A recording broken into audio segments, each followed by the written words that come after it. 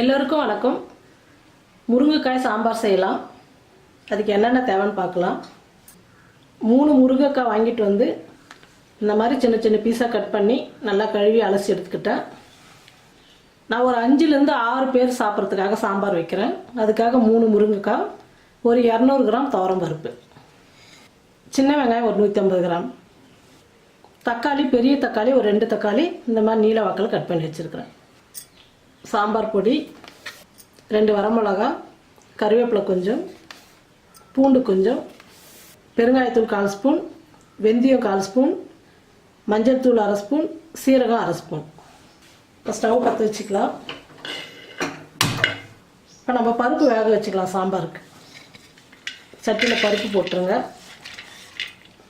பூண்டு, சீரகம், மஞ்சள் தூள், வெந்தயம், பெருங்காயத்தூள் எல்லாம் போட்டுக்கலாம். இப்போ பருப்பு வேகத்துக்கு தேவையான அளவுக்கு தண்ணி ஊற்றிக்கலாம்.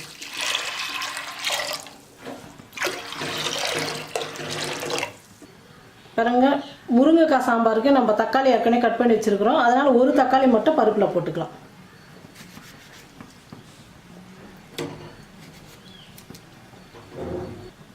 மண் சட்டியில் பருப்பு வேக வைக்கிறதுனால கொஞ்சம் லேட் ஆகும்.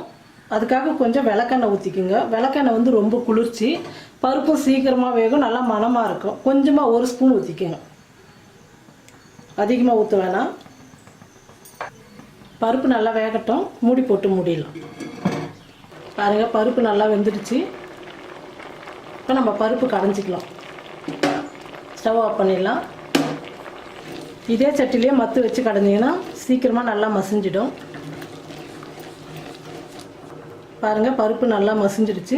இப்போ எடுத்து வேறு பாத்திரத்தில் மாற்றிட்டு நம்ம சாம்பார் தாளிச்சிக்கலாம். பாருங்கள், ஸ்டவ் பற்ற வச்சு நான் மண் சட்டி வச்சுட்டு இப்போ சாம்பார் தாளிச்சிக்கலாம். முருங்கைக்காய் சாம்பார். அதுக்கு ஒரு 3 ஸ்பூன் எண்ணெய் ஊற்றிக்கலாம். நாங்கள் எண்ணெய் காஞ்சிடுச்சு, கடுகு போட்டுக்கலாம். வரமிளகாய், சின்ன வெங்காயம் போட்டுக்கலாம். கருவேப்பிலை, உப்பு,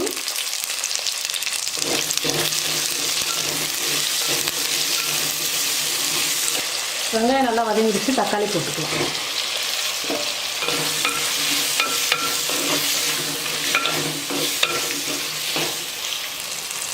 பாருங்கள், வெங்காயம் தக்காளி நல்லா வதங்கிடுச்சு. இப்போ முருங்கைக்காய் போட்டுக்கலாம்.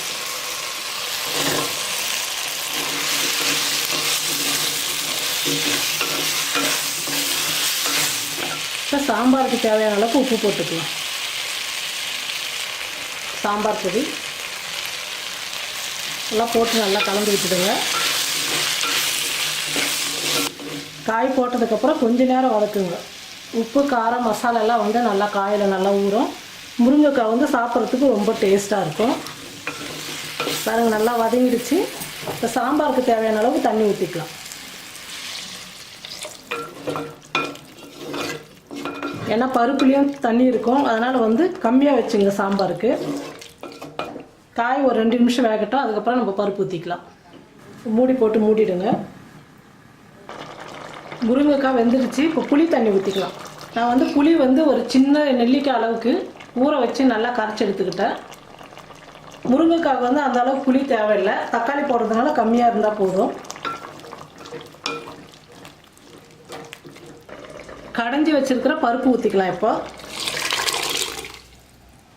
பாருங்கள், சாம்பார் கொஞ்சம் கட்டியாக இருக்குது. இன்னும் கொஞ்சம் தண்ணி ஊற்றிக்கலாம். இந்த அளவுக்கு இருந்தால் போதும் சாம்பார். அது கொதித்து வரத்துக்குள்ளே இன்னும் கொஞ்சம் கட்டியாகிடும். அப்போ சாம்பார் வந்து ரொம்ப டேஸ்ட்டாக நல்லாயிருக்கும். ரொம்ப தண்ணியாக இருந்தாலும் நல்லா இருக்காது, ரொம்ப கட்டியாக இருந்தாலும் டேஸ்ட் சரி இருக்காது. இந்த அளவுக்கு இருந்தால் போதும் கரெக்டாக. நம்ம மூடி போட்டு மூடிடலாம். 1 நிமிஷம் கொதிச்சா போதும். காய் ஏற்கனவே வெந்துடுச்சு. பருப்பு வந்து நம்ம வேக வச்சு எடுத்த பருப்பு, அதனால் 1 நிமிஷம் மட்டும் சாம்பார் கொதிச்சா போதும். மூடி போட்டு மூடிடலாம்.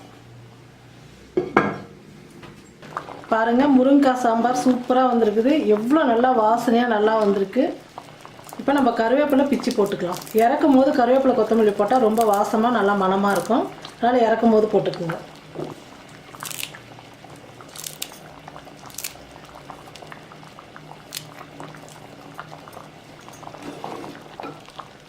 சாம்பார் ரெடி ஆகிடுச்சு. ஸ்டவ் ஆஃப் பண்ணிடலாம். மண் சட்டியில் செய்கிறதுனால எப்படி ஒரு மணி நேரமாக சூடு இருக்குது. அதனால் வந்து நம்ம நைட்டு லேட்டாக சாப்பிட்டா கூட குழம்பு வந்து கெட்டு போகாது. அவ்வளோ நல்லா இருக்கும் மண்பானையில் சமைக்கும் போது.